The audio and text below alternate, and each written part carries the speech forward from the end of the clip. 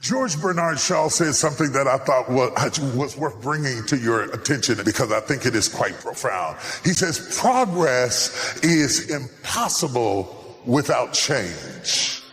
Progress is impossible without change. You cannot stay doing the same thing and expect things to change. It is impossible to have progress without change. And those who cannot change their minds cannot change anything.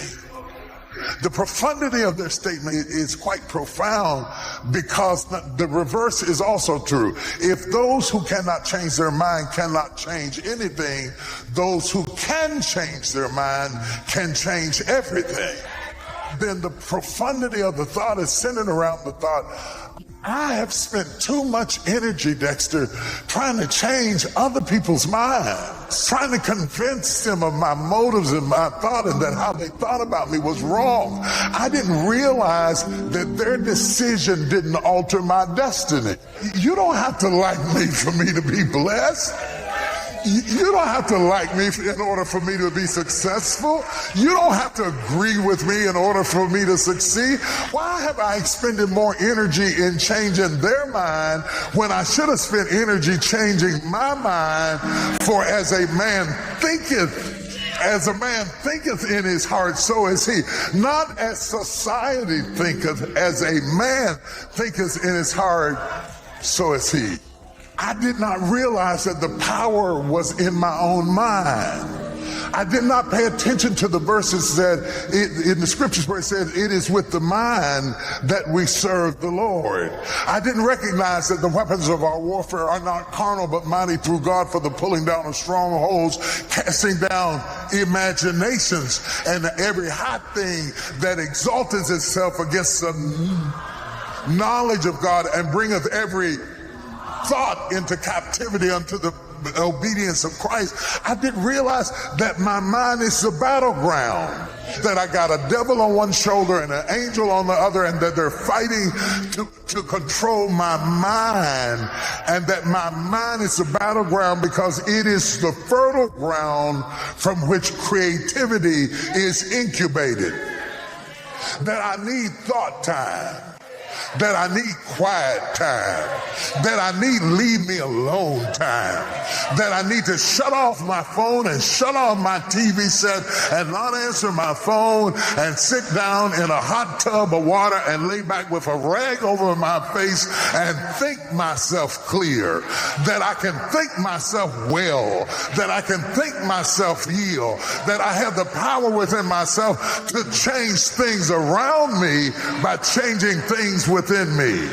The propensity we all have is to think that somebody is coming to save us. And we think we're going to meet somebody that's going to change our lives. And so we drop our little hanky down out of our window in the castle, waiting on Prince Charming to ride by on a horse and pick up our handkerchief, rather than going down the steps and pick up your own handkerchief and going about your business. And if Prince Charming come, he got to make an appointment because I'm doing some stuff. So you got your whole life on hold waiting for some other confused person to meet your confused self, so you can have some confused kids and become a confused family, rather than clearing your head so you know what you want, so you know where you're going, so you know what you think, that you are aware of what is going on in the world and how you fit in the shifts and the changings of the current of society. Requires some quiet time. Shut up. Leave me alone. Don't call me. I'll call you later. I need to catch up on what's going on, and how do I need to be proactive so that I can change my thinking. Because if I change my thinking, I change my life. Not if I change my job, I change my life. Not if I change my city, I change my life. Not if I change my husband, I change my life. Not if I change my wife, I change my life. I got the power within myself. I got the thermostat that controls the heat in the whole room, and it's right in between my own two ears. No wonder the devil is after my mind, distracting me, worrying me to death, confusing me, tormenting me, or like Delilah did, afflicting my mind. Anything he can put on my mind to keep my mind from being clear, because my mind is the thermostat that changes the heat in the whole house. I refuse to give you my thermostat. That's too much power to give to any one person. I won't let you control how I proceed in my life, because it is impossible. Bernard had it right. It's impossible to have change or progress without thought. So yo, man, what you thinking, dude? Because what you're thinking determines how you living. What you're thinking determines how you feeling. What you're thinking determines how you're rolling. You are no better than your next thought. You're one thought away from the greatest breakthrough you ever had in your life. You're one thought away from the greatest discovery you could ever have in your life. You're one thought away from your next, assuming you had your last $1 million. You're one thought away from a cure from cancer. You're one thought away from finding your divine purpose and living your life out with destiny, peace, and joy. Just one thought away. And when you can't change the weather, you got to change your clothes. You got to change the way you think. You got to change the way you function. You got to change your attitude. The reason I wore this suit this morning, I was going to wear another suit, but when I saw how cold it was outside, I switched up on it. I couldn't change the weather, but I could change my suit. You trying to change the wrong thing. You trying to change things that are not within your control. You can't stop the trend, but you can shift your ticket. I'm convinced that going to church alone will not change the world.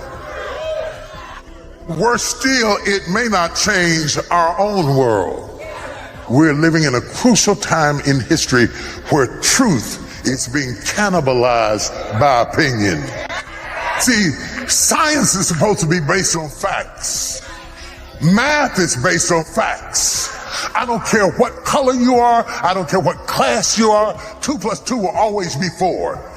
I don't land in South Africa and wonder if it's still 4.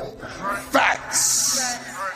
But we are so drunk with feelings that everybody's talking about how you feel about a thing. How you feel don't change the facts. 2 + 2 is still going to be 4, whether you believe it or not, whether you like it or not, whether you look at it or not, whether you embrace it or not, it's still the reality. The truth of the matter is, the more opinion becomes pervasive, the more chaotic the world becomes. And the more chaotic the world becomes, now my theologian hat is on, we are setting ourselves up for the Antichrist. Because we are creating problems that we cannot solve. Because we are creating mechanical beings that are smarter than their makers. See, God never created anything that he couldn't control.